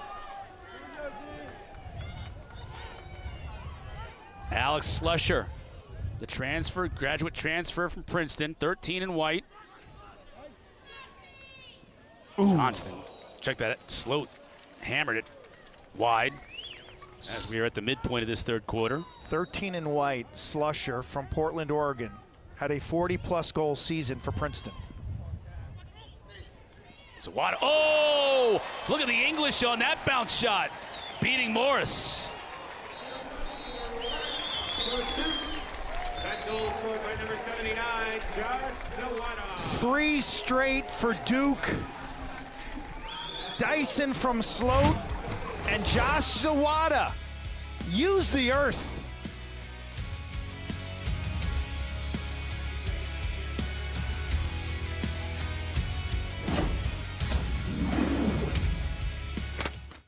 Seniors have been playing for 4 years, breaking records. Little strengths and weaknesses. Brennan O'Neal, obviously I mentioned earlier, it's the skill, size, power. That combination all in one makes him so special. Feeding off the dodge, like actually winning the matchup. He can feed and transition well, but feeding when there's pressure. You got Schellenberger with the vision and the balance. I think take more risks, like understanding you can be the guy. You could take over contests. Kavanaugh, for me, he's so creative. He's tough, but he can be a little reckless. So some of his strengths are actually some of his weaknesses because he doesn't care about his body, but that makes him one of the toughest, best teammates you could ever ask for. Competitive spirit off the charts. The draft is the intersection between the college game and the pro game. And if you love Virginia lacrosse or Duke lacrosse or ACC lacrosse or Ivy League lacrosse, there are players in the PLL that you can root for. And we see stuff every week that blows our minds. Yeah, absolutely. And I think this year, once they start officially having the geographical locations tied to the franchises, then there's the rooting interest that just percolates even more. Terenzi. I see something every week in that league that makes me go, wow, I've never seen that before. It's so physical, too. It's just... Schutz on the run. Okay, that's one back. Schutz will be a pro someday. Just not yet. He's only a junior. 6'3", 220, can run downhill. Played a lot of attack as a high schooler up in Deerfield. He's got a pole on him here. This is what I mentioned. He just runs rips through that stick poles. like it's not there. There's no body contact there. You There's rely no on a stick and put it out, expecting to stop him. Swats it away. See you later. Fly. And I've brought this up multiple times in the broadcast. You've got these short stick D middies that are so strong. Like, try Aiden McGuire on him. Try Jack Gray on him. When you have a pole in space, he showed you elite speed there, too. Thomas Colucci wins the face-off. Schutz had a relatively slow start to the season, the first 3 or 4 games, and man, lately, the last month, he's been unstoppable. He's a first-team All-American. I think that the two no-brainers at the midfield position, Schutz and Evan Plunkett from Army, are first-team All-American midfielders. Second midfield unit on here for Virginia. It's McIntosh and Menke and Will Inderlead. Plunkett had 5 points in Army's win over Navy. Great crowd in that game, too. 10,000. Cotter, you love the anthem? Wow. The anthem with the electric guitar. It's beautiful. I've been to 2 Army-Navy games as a fan and broadcast maybe 1 or 2 others. There's nothing that compares to that game. Millen, now the double team comes. Look at that skip pass. Menke couldn't handle it. Now he's going to have to give chase into the corner. It was deflected, so it'll stay with Virginia. 23 to shoot. One of the players mentioned about that rivalry, one of the Navy players, at the first minute or two, it's not even lacrosse. Like, it's mayhem. Boyan does what he did so often last year at Tufts. Finds a way to find the back of the net. His 15th. And now 2 in a row for Virginia once again. There's nothing normal about Jack Boyden's game. No, he was an attackman at Tufts, and he's got another year of eligibility. And with Cormier and Schellenberger gone, McCabe Millen wants this guy back playing attack. He is so crafty, his improv and his ability to shoot with low angles. When you're that unorthodox, right, and you approach a defender with non-typical movements, it throws them off too. He is a really hard cover because he has no clue what he's doing next. He's just reacting off of defensive pressure, and he has the stick skills to boot. Gobriel wins the draw, but then he just blindly throws it behind him right to Naso. Virginia had a little bit of mo there, too, with 2 in a row, and now this is going to be stoned by Morris. I thought Naso was going to bury it right on the doorstep. Now the momentum back to Virginia. Here comes Gobriel. He's got Schellenberger on that left wing, but he doesn't get it to him. Now he gets it. Look at the tic-tac-toe. Jamison makes the save. Telegraphed it. On both sides. High to high, not gonna go. Low to low, never goes. Well, when you're Gobriel running down, and how many times have we seen it with Petey, where he hits Schellenberger on the left side and he buries it? Gobriel doesn't have that experience.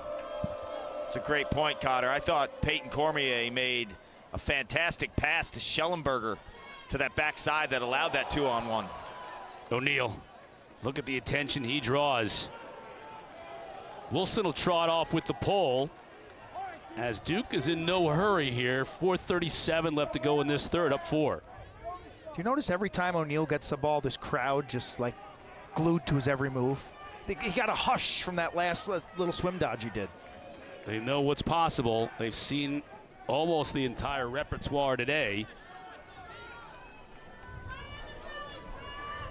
Denenza on Jaeger. No angle, so behind the cage. Back up to O'Neal. Schroeder's been checking him all day, 49 in blue, as he is right here. Denenza from X, trying to roll. Loses it though. Jaeger does a nice job. Now here comes Jaeger. And he can run. Locks flowing behind the helmet. Finds Millen. Oh, just tipped. Boyden can't quite catch it. But it'll stay with, no, it goes to Duke. So I guess Boyden touched it last. Or tipped it last, tipped twice, exactly. Right. Just when you think Virginia just can't get anything going early. They can't get anything going on early offense. Duke has done a great job getting back in the hole and preventing that. Over the last couple months, their best early offense has come from Matthew Noon's saves. Chismar doing a nice job getting back and forcing the turnover, not getting an easy shot, not letting an easy shot for Dyson Williams happen. Virginia's stuck on 4 saves on the afternoon. That's where Virginia's midfield depth. Schutz has been the story. Back with it, rolling. Frizzoli comes with the help. They just don't have a stable of deep midfield core, you know, that they can turn to. With Truett Sunderland out, it's got to be a lot of guys running double shifts. Like Terenzi, who was a D-midi, and now he's playing offense for him to give him some depth. Terenzi on Gray here, trying to get it to Millen. And look at Caputo all the way out on him. Can Millen make him pay? Shot bouncer, too wide from Colsey. That was a good look. Great pass by Millen and a nice jump shot by Colsey. Beautiful pass. Bard won the race to the ball, though, so it's Duke ball. And typically, when you're aiming for a bottom corner like that, you have the backup, right? Bard looking for help. Can't get it. Open goal. Boy, Weyer thought about letting it fly. This guy can play offense. Watch out here. Tried to get it to Millen. And we'll get a loose ball push going against Duke. Terenzi wants to go quickly. Won't get the whistle from the officials, though, and now he's disappointed. What was the hold up there? The officials wouldn't give him the quick restart. And see if Virginia does with Weyer. They've been keeping Chismar and Weyer on almost as a midfield line. Now they're just going to play some hangman. Cormier fired it high, was disrupted. Shelley's limping behind the goal. Looks like he's cramping up.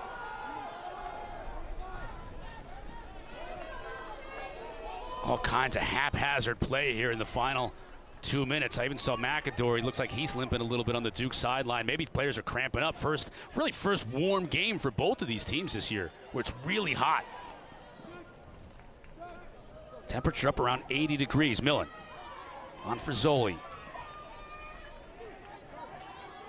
Now rolls GLE. Just can't get any angle to attack that cage. Now he does and shoots. Jamison closes the gap.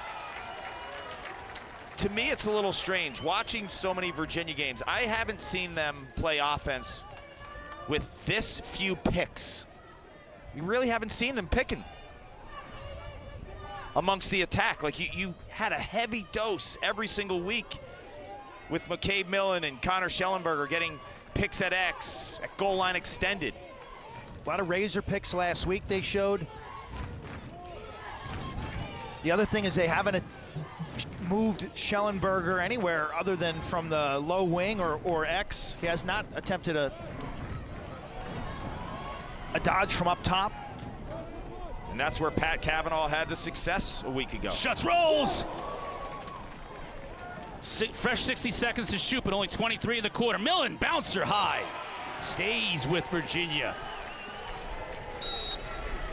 Tell you one thing about Schellenberger, he makes the right play every time. Here comes some contact with 2 dudes. Cormier shoots, scores!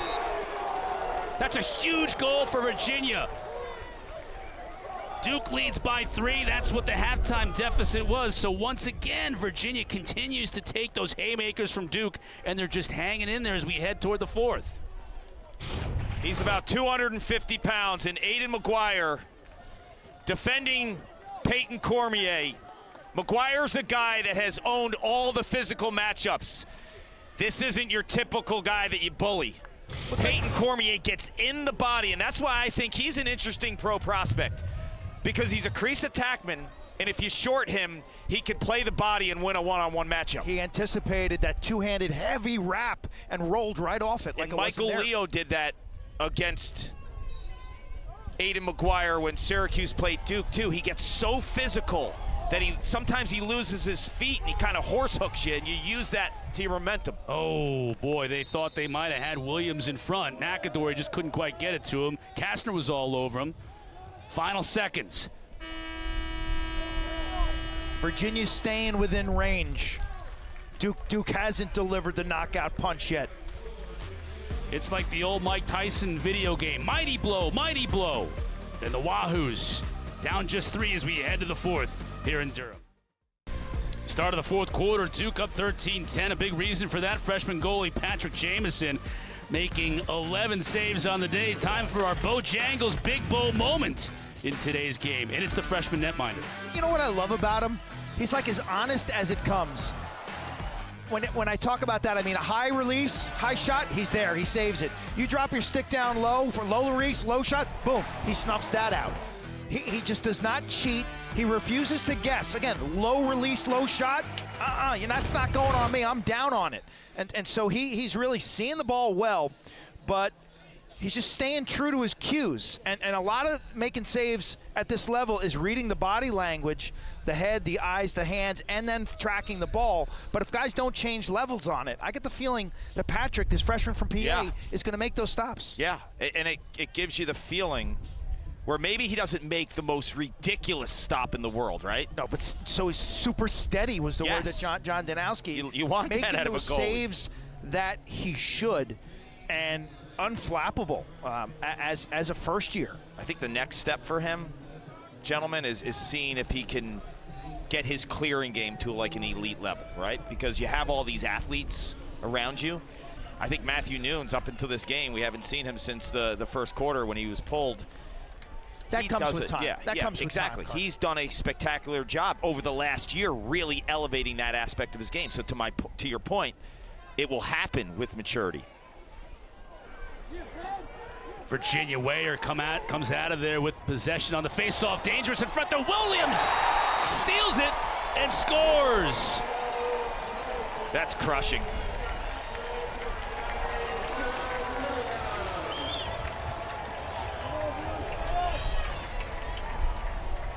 Coach Tiffany trying to stay positive on the sideline. I got to tell you, Ben Ware's had a season as good as any long pole in the country. Rugged, recommitted to playing tenaciously on ground balls. He's been everywhere. This is just a bad break for 44 in blue. This kind of stuff happens. He probably should have thrown that ball to the goaltender. Look at his reaction. Make the easy plays is what it comes down to. Yeah, rule number 1 in defense, right? When you're being pressured, never throw where? To the middle of the field. Right, just like in basketball, never throw it, save it from going out of bounds underneath your own hoop. Because if something like that happens and it's a turnover, it's an easy goal for Dyson Williams. And I was just about to say, Virginia has kept it in that, since it was 6-3, right? Since the first quarter, they've kept it in that 3 goals, 4 goals, 3 goals, maybe once or twice getting it to 2, but they haven't gotten any closer. And now it's back to a 4-goal deficit here in the 4th.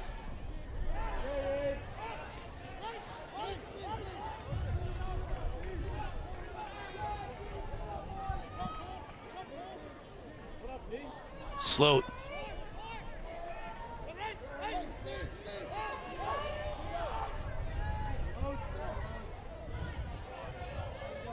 Back to the far side of McAdory. Duke content to be patient here. Johnston rolls back to his left. Yeager all over him. Now the help comes. They try to squeeze it inside to Williams. I thought Yeager was playing great defense there. Why are you sliding if you're Virginia, right? You're creating offense. Luckily, The jam inside wasn't successful. That's the type of play that doesn't go over well in the film session on Monday. Both ways, quite honestly. Schutz. He's finally stopped. And that's Erdman. He's going to want to get rid of it, and he does. He's looking for some help.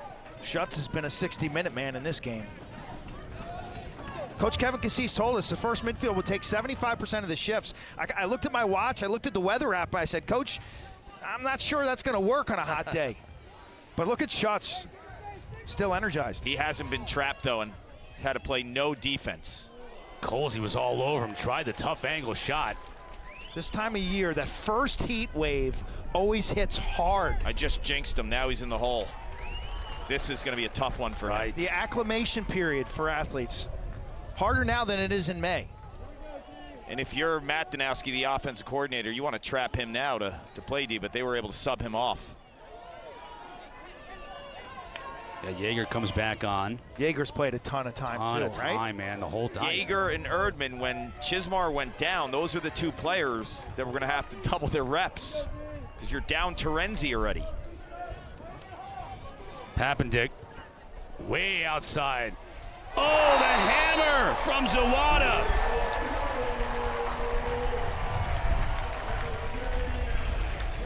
He and Brennan O'Neill have both been brilliant this afternoon. When you can drift and dodge down the alley, and if you can make that pass to the backside, the looping pass, it's a thing of beauty. You get Virginia's defense sliding, and there will be openings. Zawada's had a monster outing after being silent last week against the Fighting Irish. I got him for 5 goals. Yeah, and an assist. Grew up in the Raleigh area, went to the Hill School in Canada, 4 years in Michigan. I think when he graduated, he was an all-time points leader. Yes, Michael Boehm has broken that record led them to the quarterfinals. First NCAA win in a Big Ten championship. So look at this. Is he going to shoot it? He is, and scores!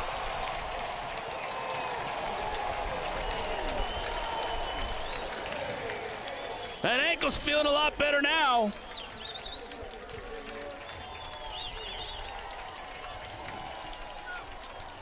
Coach Dino can't believe it.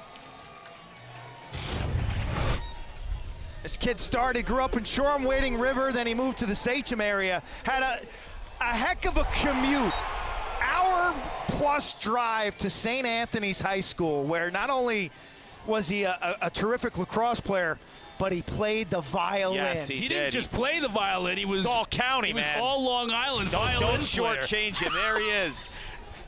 Good, too. We heard the videos of him playing back in the day. I could see. He was exceptional. He spent a lot of time in the offseason working on his offensive game. Took very few face-offs in the fall, kind of rested the body, got the stick skills flowing, and you saw it pay dividends. McGuire, he'll shoot. Turned aside by Morris. You mentioned that commute, too. When you have a goal and you have a vision in mind, doesn't matter what the commute is, right? He had, in the back of his mind, he wanted a path to play big-time college lacrosse, and he thought attending St. Anthony's and being on Long Island and sitting that traffic, man, that traffic is brutal. You grew up on Long Island. I mean, it's next level. I stayed in my town. That's how bad it was. I always say the Long Island kids are tough because mom and dad have to sit in traffic all day. They come home from work in a bad mood. They're going to toughen you up. Right. Think about mom and dad sitting in all that traffic while Naso practiced the violin in the back They're not going to want to hear you Oh. complain, right? Don't complain when we're sitting in traffic all day. The contrast between being a face-off athlete, as tough as Jake is, and the violin, to me, strikes me. Right. I think of a face-off guy as being frustrated and coming over and slamming the violin. Being a drummer, maybe? Yeah, drummer. No, when he said I played an true. instrument, I said, oh, this guy played the drums. Yeah. McAdory. Now Duke's feeling it. That 3 and 4 goal deficit I talked about moments ago, it's now 7. Yep, and he's shown you today he's a bit of a chameleon. He is fired up. We got another incredible crowd here in Durham. There are a lot of alums coming back to watch the boys in white. McAdory played all attack last year, lived behind at X. This time, he rejects the pick. Virginia thinks it's picked the whole time up the left side of goal line extended. Gets him ankle Yes. tape! pull! That is a complete smell ya later. First time I've gotten to smell you later, I think, this whole year. Took us all the way to mid-April, but that purports very well for the rest of the year. Sitting next to a guy who's built like the Incredible Hulk, and he's sweating through his shirts. Yeah, I know. smell me later and now. Weyer trying to change matters, and he gets one back. So that fires up the Virginia sideline a bit. Again, we still got 11.5 minutes left to go in this game, so it is not over by a long shot. And those clad in orange here at Koskinen, they know it.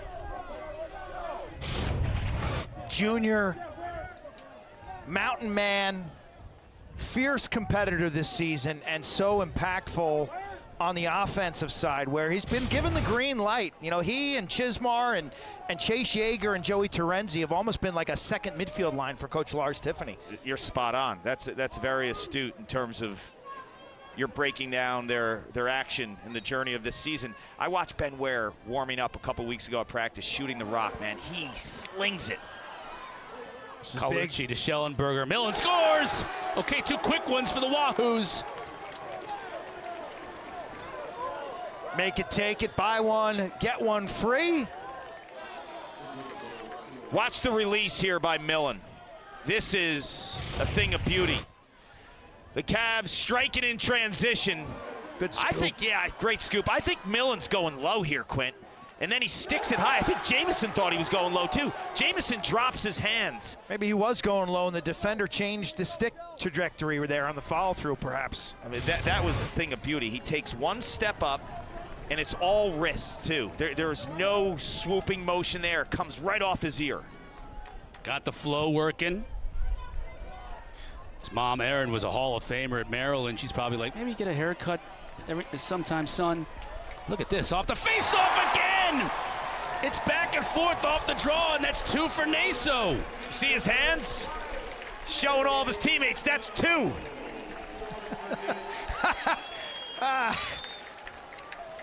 Deuces. Pinch and pop out the front side, and he's playing sweet music today with a pair. Yes, when I asked him, tell me something about you that might not be typical. He told us, I played the violin growing up. There he is, all county in action. First share, showing the skill.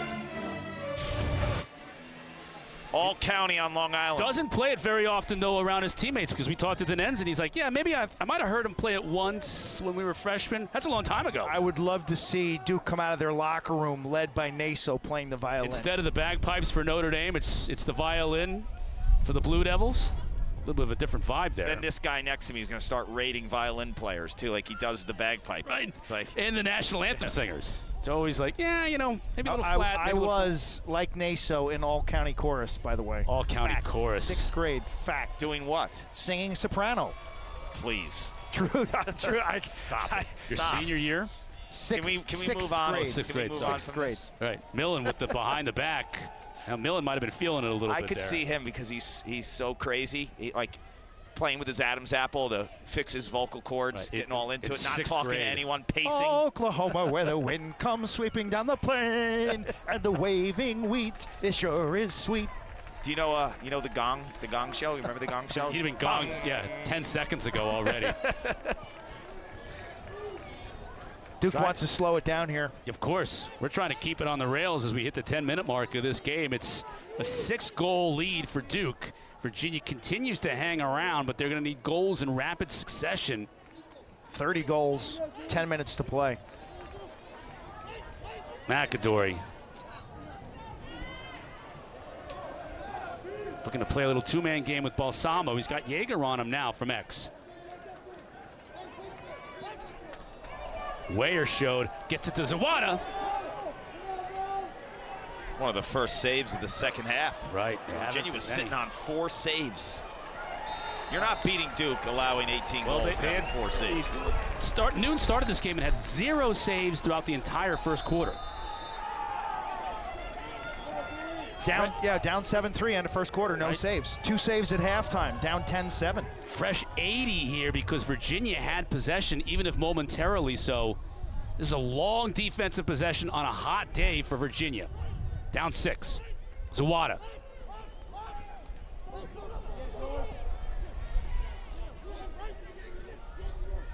O'Neal back to Zawada.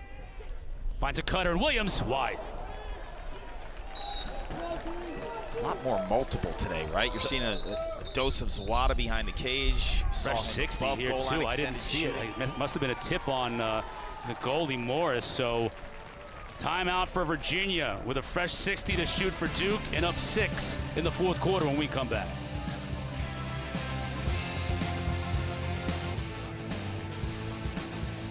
Great crowd here at Koskinen. Don't forget the ACC's Committee for Racial and Social Justice, in conjunction with its member institutions, have identified April 13th through 21st as ACC Unity Week, so that's this week.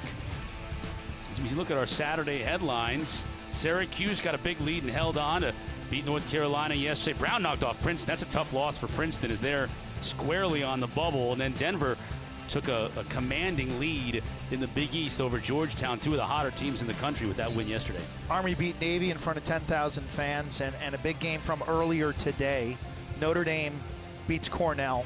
Ben Ramsey, Clark's favorite player, scores the game winner. Awesome. With like less than 30 seconds to go. That guy's on the field more than anyone. Cornell's got to play a close game every game, don't they? I mean, it seems like every game with them is a one-goal game. High scoring, too. Yes. Really fun watch. I came down yesterday, caught the Syracuse-North Carolina game. Syracuse was up 10-4. They allowed North Carolina to get back into that game, and I think Syracuse, there were many, many teachable moments. They made some of the kind way to say it. That's a kind euphemism for that. They almost gave the game away. Yes. You could point to 5, 6, 7 things in the fourth quarter. Like, what are you doing? You're like stopping Will Mark making a stop, stopping the Carolina offense. You're clearing the ball and long poles shooting with 2 minutes left. Did you stand up and yell? Did you yell? No, I don't what say are you a word. doing? I don't say a word at games. No. But just clock and score scenarios. Like a great moment to bring the team together, watch film, and say this is what we're doing offensively, defensively, together. Virginia at Syracuse next week, as their schedule is just brutal from here on out. Duke is off next week, and then they play at North Carolina on April 27th. Yeah, because that's a game that, Clark, you and I will be at Virginia for Notre Dame, Virginia. Zawada, check that, that's Sloat. Division races, league races are heating up. The Patriot League's got a 6-way tie. Ivy League's got a 3-way tie. I think Princeton and Harvard, too many losses, I think, at this point in time. You're looking at probably 3 teams now, potential NCAA tournament. But then again, if you can get into the Ivy League tournament, anything can happen. Princeton certainly knows that. Behind the back, Williams couldn't get it to go. Chismar's got it. Comes out of there with it. Beautiful job on the check, amazing. Johnston gooses it forward to Williams. Fresh 80 on the shot clock. That was a big chase down by McAdory. Mitch Whalen had it right in the middle of the field, and I've always said this. I watched McAdory when he played in high school. I mean, that guy is tooled and equipped to play anywhere on the field. I think he could be a crazy wing player. He could even start his shifts on defense to get him in transition. He's a jack of all trades. Well, Duke will have to replace all 3 of their starting attackmen next year. So it's a case of a lot of these talented players, these high-level recruits that Dino's brought in over the last couple of years, are going to now find their way down at the attack line. Guys like Balsamo, potentially. McAdory back there. He was back at attack last year. He started his career at midfield at Duke. I mean, this is the year for this group. They lose a lot. They haven't won a title since 2014. Lost on Memorial Day last year. Slusher couldn't get a good angle on it. Yeager comes out of there with it. Yeager's going to want the ice bath after this game, 23 in blue. To Quint's point, you lose Dyson Williams, Brennan O'Neal, Zawada, Slusher, Denenza, Brower on defense. Naso. Right, yes. Brower's been your #1 cover guy the last 3 years. Right. Tyler Carpenter. Jake Caputo.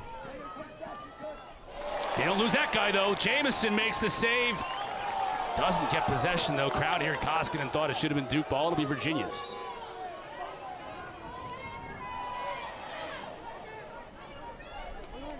Schellenberger. Schuts.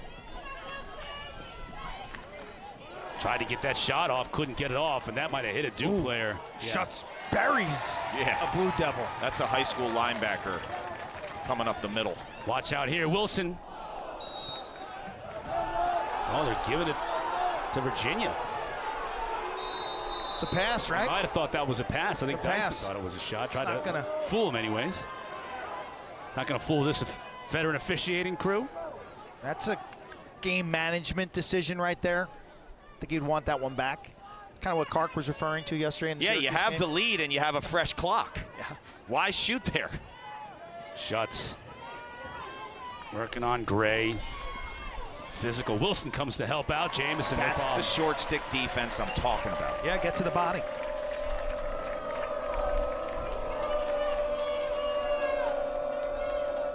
This will be a 10-man from Virginia. The goal is empty. You need some ball pressure now here if you're Virginia, or you're going to have a long-range shot from Duke. Maybe not, though. Why take the shot if you're Duke and risk losing possession? Because you got a backup? True. Instead, they opt to just run that clock. They can take this thing all the way down to 4 minutes if they choose. Up 6. Zawada, graduate student, veteran presence, wants to do just that. What a game he has had. Absolutely. 5 goals, 1 assist on 7 shots. Tale of two halves with the offensive stars, right? O'Neal had his 4 goals in the first half. Zawada's been tremendous in the second half. Tried to find a cutting ball. Samo. Pass goes awry, though, so Virginia with a chance here. Got to score quickly. You never know. These games, they could be round 1 of 3 potential matchups, as there's an ACC tournament this year in Charlotte, North Carolina, and then obviously the NCAA tournament.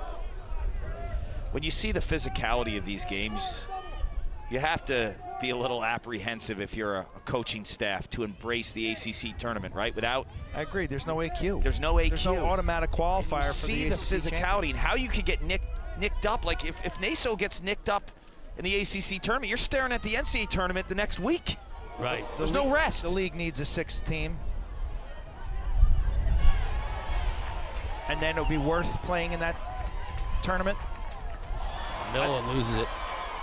I'd much rather see an Ivy ACC challenge in March, or an ACC Big Ten challenge. One of the reasons Virginia had those magical championship runs too in 2019, 2021, they were able to recharge with a couple weeks off. Play your last regular season game at the end of April, let the guys focus on finals, wrap up all their academics, and then it's season 2. Right. Right now, this is like full gas the entire time. With the AQ, you get the option of what happened to Carolina a couple of years when they were able to get into the NCAA tournament by winning the ACC, but without the AQ. You give me a 6th team in the ACC, I'm not saying a word. You can't argue that when you have the AQ. Just don't know who it would be because of the difficulties in adding sports these days with athletic departments. What about your alma mater? Boston Georgia College. Tech? I love it. I love Boston College, Virginia to me, Tech. makes the most sense. Yes. They had a varsity program. Yeah. Virginia Tech has a great love for lacrosse there. The man with the red bandana played varsity lacrosse for Boston College. It certainly does make sense, but there are if it's got to make dollars before it makes sense. Slope. Check that. Oh, that was gosh. Slusher. Got hammered. Ross's helmet. Took off his head.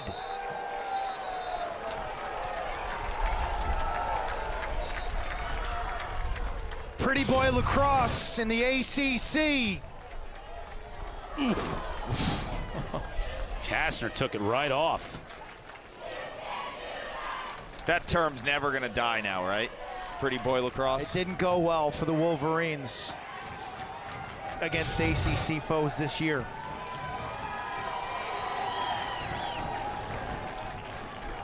Slusher is welcomed by his teammates with open arms on the sideline for his toughness. Let's see what kind of minutes they're handing out. Steve Ruppel. Could be as many as 2 unreleasable for a high hit to the head. It's direct contact. They're going to review it. The call on the field is 1 minute. They can elevate it to 2 minutes, unreleasable if they feel like it is overly egregious. And that is what Lars is wanting an explanation about right now, is what's the review all about. And I like that rule because in game, live action, sometimes you see a hit and the aftermath is a lot worse than the hit itself, right? I'm not saying this is the case, but I'm okay with reviewing hits to the head. Shoulder rides up through the neck. The other thing for Slusser, man, you got to button your chin strap. You can't have one of these helmets that's going to pop off easily. I mean, he takes his helmet off, right? Like the stick takes his helmet off. He gets jacked. He could super glue that helmet onto his head, and I don't think that's going to stay on. I mean, Kastner just. Would you be shocked if that went more than one? I've seen many penalties this year that were less egregious than that go to unreleasable. So, I know each officiating crew sees it a little bit differently. That's part of the humanization of the game. You can't because do away of with the that. Defensive pressure and approach. It didn't look like the intent was there, right? It wasn't intended to injure. It's a large man tossing a little man out of the saloon. He's by his collar easily. Yeah. I think it's academic at 224. That's a slash to the shoulder. He's he's following through with his stick. He washes his face with his stick. Yes. I would be surprised if it wasn't elevated. See what Hans has to say. Rolling on the field stand. However, the correct number is number 39. Just change the number. Right. 1 minute hit to the head. Kastner. He'll sit. Hans is the only ref that doesn't need to use sunscreen in Everyone else comes out from hibernating. What number SPF do you think Hans is wearing? I'd be out there at 200. Everyone Hans else, Hans got baby oil on. All the we Northeast. should give him baby oil. He needs a nickname. Cocoa butter, baby oil. all the Northeast, all the Northeast refs are coming out of hibernation. Fish belly white. Except Matty Palem. Matty Palem's he's out there fishing or something in the sun. Matty Palem's always got himself a little bit of a I've heard him to go into a tanning booth. Oh, is that what it is? Bronze. We call him Bronze. Bronze. Bronze Whittlesberger. We're going to hear from him for sure. All his buddies are probably texting him right now. His phone's blowing up in his pocket. Final 2 minutes. Duke man up for a minute. McAdory is more than content to try and run this thing out. Doesn't want to get stuck in a corner. But he will use his considerable talents to keep the ball in the hands of the Duke Blue Devils. This is one Duke needed and got and continue their domination of this 19 series. 19 straight. I mean, how crazy is that? Crazy. It's not like Virginia has been a bunch of scrubs for those 19. Janowski is going to improve to 23-2 all-time. Virginia wins national championships during these runs. Like it's nuts when you think about it. It's inexplainable. It's just one of those freak things in sports. Dino is 23-2 coaching Duke against Virginia.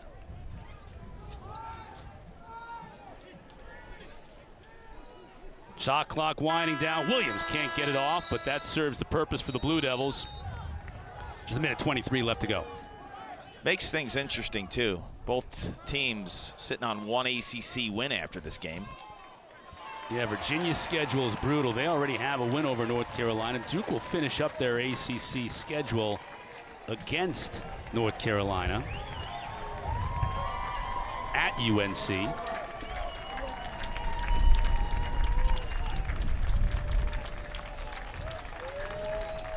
And the near sellout crowd today, as we've hit the final minute, on their feet and applauding the effort that their Duke Blue Devils have put forth today.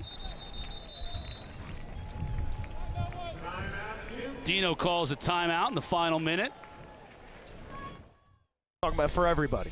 Quinnipiac of the world. Well, even High Point. Even Army, who was #1 for a couple of weeks, they had some losses now to really control their own destiny. They need to win the Patriot League. They've got to win out. Yeah. Their RPI is too low now after these 2 losses to not bad teams.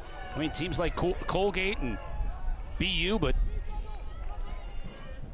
Just goes to show you the strength of the rest of the college lacrosse world and how difficult it is to make the NCAA tournament. Look, you could watch the tape of BU against Duke and argue that BU should have won that game. Patriot League plays real lacrosse. I mean, they have some talented players in a team like BU, who just lost to Lafayette. They have so many fifth-year seniors. Vince D'Alto and Lucas Perfetto, like The Long Island Express attack. Going to get a late call here against George Fulton. 1-6 blue, unnecessary roughness. 1 minute. So Duke will be able to run out the final 19 seconds of this game.